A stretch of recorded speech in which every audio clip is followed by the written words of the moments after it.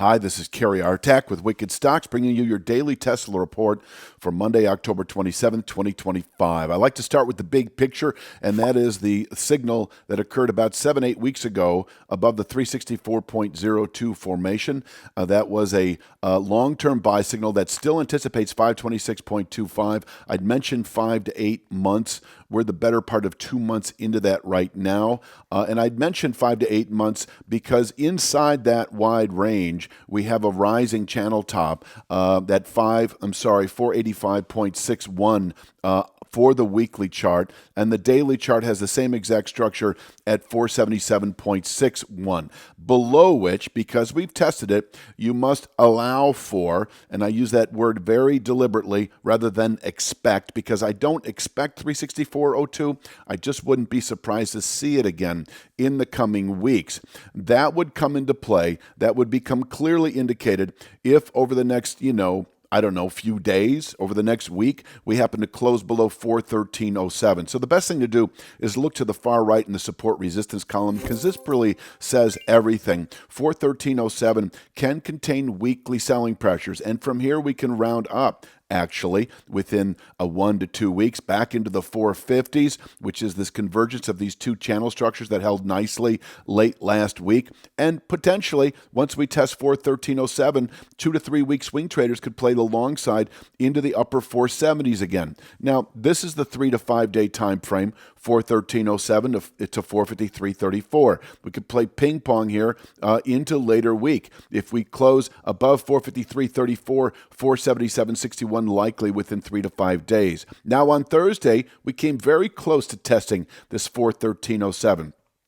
Having done so, the 2 to 3 week time frame remains in reach of 477.61, and that holds inside of this kind of 1 to 2 month time frame that allows for 364.02.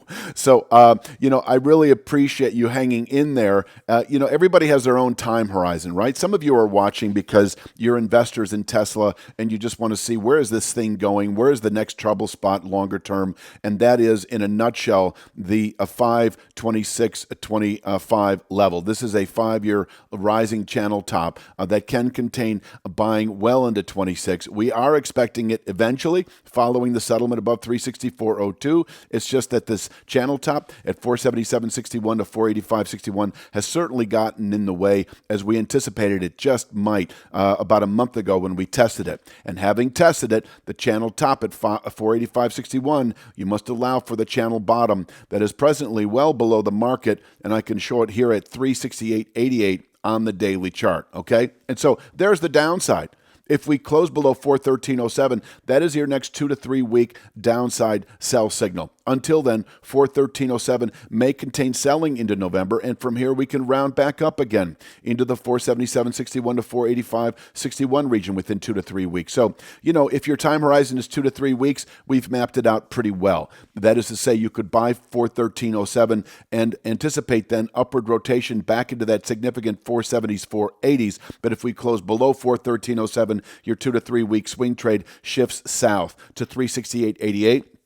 where all the way down to 364.02, longer-term position players can buy the market aggressively, anticipating upward rotation within the months to follow into the 520s. Now let's break down the day itself. Many of you, probably most of you, are tuned in for that, and that is this 451.16 to 453.34 region remains our resistance into later week. We tested this on Friday. We can ease back to 413.07 quite easily over the next 3 to 5 days. On the way down, I've got 426.82 as an intraday support level. That is nothing more than a 5/8 downside Fibonacci from the low that was put out a couple of weeks ago against that pullback high that was put out last Friday.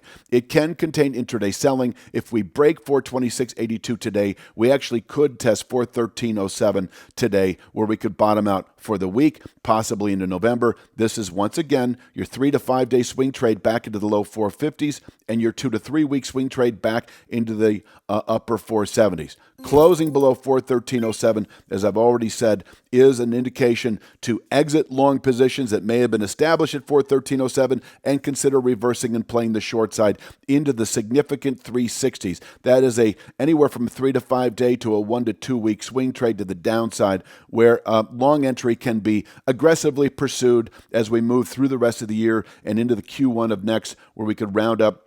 If you're finding value in this analysis, it's only a glimpse of what we offer. Your real trading edge starts at wickedstocks.com. Each week, premium members receive 2 high-probability stock picks.